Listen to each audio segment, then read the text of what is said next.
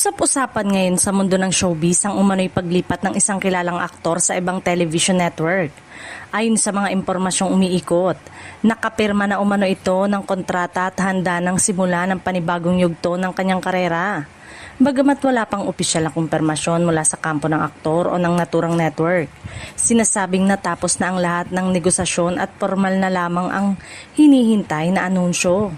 Marami ang naniniwalang isa ito sa pinakamalalaking network transfer ngayong taon. Ayon pa sa mga source, nakatakda umanong ipakilala ang aktor sa mga susunod na araw sa pamamagitan ng isang espesyal na media event.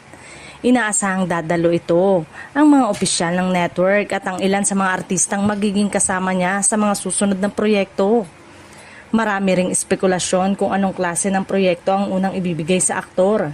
May mga nagsasabing bibida siya sa isang malaking teleserye, habang ang iba naman ay naniniwalang mapapanood din siya sa mga entertainment at digital platform ng kanyang bagong network. Dahil dito, naging usap-usapan sa social media ang naturang balita. Maraming tagahanga ang nagpahayag ng suporta at pananabik, habang ang iba naman ay naghihintay muna ng opisyal na anunsyo bago tuluyang maniwala sa mga kumakalat na ulat. Sa ngayon ay wala pang opisyal na pahayag na inilalabas ang magkabilang kampo. Gayunpaman, marami ang umaasang malinawan na ang lahat sa oras na isagawa ang formal na pagpapakilala sa mga susunod na araw.